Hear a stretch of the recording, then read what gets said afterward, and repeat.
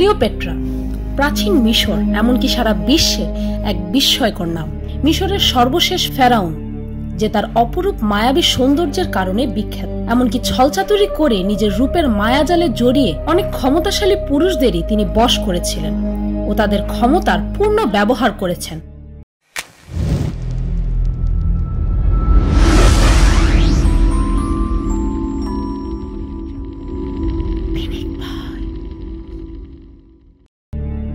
তখনকার সময়ের রীতি অনুযায়ী রাজবংশের ছেলে মেয়েদের নিজেদের ভাই বোনকে বিয়ে করতে হতো, যেন নতুন বংশধর রাজবংশের রক্ত নিয়েই জন্মায়। ক্লিওপেট্রার বাবা ও মা দুজনেই ভাই বোন ছিলেন। এমনকি নিয়ম অনুযায়ী যৌবনকালে তাকে নিজের 10 বছর বয়সী ছোট ভাইকে বিয়ে করতে হয়েছিল। সম্পত্তির লোভে এই অসম্ভব সুন্দরী নিজের 2 ভাই ও 1 বোনকে হত্যা করেন আর নিজের আধিপত্য স্থাপনা করার জন্য নিজের আকর্ষণীয় যৌন আবেদন ও রূপের ব্যবহার করে দীর্ঘ 21 বছর ইজিপ্টে রাজত্ব করেন। আর তার এই মন ভোলানো সৌন্দর্য বজায় রাখার জন্য সে প্রতিদিন গাধার দুধের সাথে গোলাপের পাপড়ি, মধু ও বাদাম তেল মিশিয়ে গোসল করতেন। আর তার এই গোসলের জন্য মোট 700টি গাধা পালা হতো। ক্লিওপেট্রা দ্য গ্রেট জুলিয়াস সিজারের প্রেমিকা ও রোমান পলিটিশিয়ান মার্ক অ্যান্টনির স্ত্রী ছিলেন ও তাছাড়াও তার অসংখ্য পুরুষদের সাথে শারীরিক সম্পর্ক ছিল বলে জানা যায়। গোলাকার দৃঢ় চিবুক, ধনুকের মতো ঢেউ খেলানো ভ্রুযুগলের নিচে অদ্ভুত সুন্দর ভাসা ভাসা চোখ, প্রশস্ত কপাল ও সুতীক্ষ্ণ নাকের চমৎকার সমন্বয়ে তার সেই অপরূপ সৌন্দর্যে ভরা চেহারা। তবে এই বর্ণনা বা তার এই কালো জীবনী কে দিয়েছে বলতে পারেন? 30 খ্রিস্টপূর্বে অক্টাভিয়ান নামক এক রোমান মিলিটারি লিডার, যে রোমের প্রথম সম্রাট ছিলেন, ক্লিওপেট্রা ও তার হাজবেন্ড অ্যান্টনিকে হারিয়ে ইজিপ্ট দখল করে নেয়। ওই যুদ্ধে মার্ক অ্যান্টনিকে হত্যা করে। তারপরই ক্লিওপেট্রা আত্মহত্যা করে।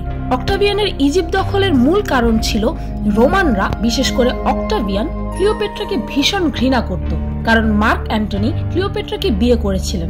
অথচ অক্টাভিয়ানের বোন অক্টাভিয়া অলরেডি মার্ক অ্যান্টনির স্ত্রী ছিল। তাছাড়াও অ্যান্টনি ও ক্লিওপেট্রার বিয়ের পর রোমানরা ভেবেছিল যে তারা দুজনে মিলে রোমের ওপর নিজেদের আধিপত্য স্থাপনা করে নেবে, কারণ ক্লিওপেট্রার অসম্ভব বুদ্ধি, রাজনৈতিক ক্ষমতা এবং সাহসিকতার ব্যাপারে তখনকার সময়ে সবাই জানত।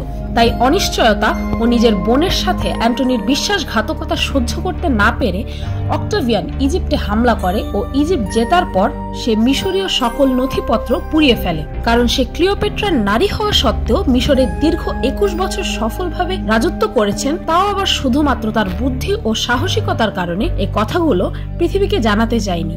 তাই ক্লিওপেট্রার অস্তিত্বের সব নথিপত্র, এমনকি তার সকল মূর্তিও ধ্বংস করে ফেলে ও পৃথিবীর সামনে তার সাজানো এক ইতিহাস তুলে ধরেন, যেখানে ক্লিওপেট্রা অসীম সৌন্দর্যের অধিকারী ছিলেন। যেন পৃথিবী এটি ভাবে যে মহান এই সাম্রাজ্ঞী আসলে নিজের যৌবন বেঁচে বিখ্যাত হয়েছেন। আর ক্লিওপেট্রা নিজের ভাই ও বোনকে হত্যা করার তথ্য সহ অনেক তথ্যই মিথ্যা প্রমাণিত হয়েছে, আর তার সত্য আজও আমরা জানি না। আর রাজনৈতিক কারণে তার আর জুলিয়াস সিজারের মধ্যে একটি ঘনিষ্ঠ সম্পর্ক গড়ে ওঠে, যার কারণে তাদের একটি ছেলেও হয়েছিল। আর মার্ক অ্যান্টনির সাথে তার বিয়ে হয় জুলিয়াস সিজারের মৃত্যুর অনেক পরে। ইতিহাসবিদেরা ক্লিওপেট্রার একটি মূর্তি পেয়েছেন বলে জানেন ও তার রূপ নিয়ে গবেষণা করে জানা যায় যে তার বাস্তবিক রূপ কিছুটা এমন ছিল, আর একজন সাধারণ নারীর মতোই সাধারণ ছিল তার রূপ ও কোনো আহামরি কিছুই ছিল না তার চেহারায়। বরং যার জন্য সে এত জনপ্রিয় হয়েছিল তা ছিল তার বুদ্ধিমত্তা, সাহসিকতা ও ব্যক্তিত্বের জন্য। ক্লিওপেট্রার ব্যক্তিত্ব আসলেই আকর্ষণীয় ছিল।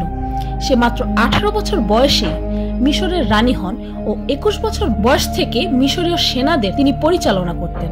সে সময়ের নারী হয়েও তিনি একটি সাদামাটা জীবন বেছে নেননি, বরং প্রতি মুহূর্তে নিজেকে সবচেয়ে সামর্থ্যবান নারী ও মিশরের সম্রাজ্ঞী বানাতে চেয়েছিলেন ও তা করেওছেন। তখনকার সেই যুগেও তিনি উচ্চ শিক্ষিত এক নারী ছিলেন, যে মোট 8টি ভাষায় কথা বলতে পারতেন ও সমাজের বিজ্ঞ ব্যক্তিদের সাথে গবেষণা ও জ্ঞান চর্চা নিয়ে কথা বলাই ছিল তার সবচাইতে প্রিয় কাজ। তার 21 বছরের রাজত্বে মিশর অর্থনৈতিক দিক থেকে এতটাই উন্নতি করেছিল যতটা আর কখনোই করেনি। এমনকি শিক্ষার দিক থেকেও মিশরীয়দের অনেকটাই এগিয়ে নিয়ে গিয়েছিলেন এই নারী। তার তীক্ষ্ণ রাজনৈতিক কৌশল, নিজের কথায় সবাইকে সম্মত করার ক্ষমতা ও সবার সম্মতিতেই নিজের সব ইচ্ছা পূরণ করার মতো বুদ্ধি তাকে ইতিহাসের পাতায় অমর করে রেখেছে। নারীদেরকে সেই আদিম যুগ থেকে শুরু করে আজ পর্যন্ত এ সমাজ নিচু করে দেখাতে চেয়েছে।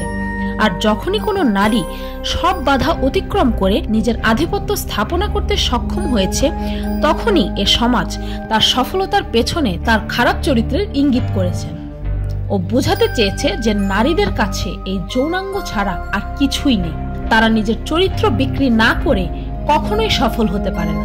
অথচ জুলিয়াস সিজার, মার্ক অ্যান্টনি, এমনকি অক্টাভিয়ানের মতো সকল পুরুষদেরই সে সময় মিনিমাম 4 জন করে স্ত্রী ও শতাধিক প্রেমিকা থাকত।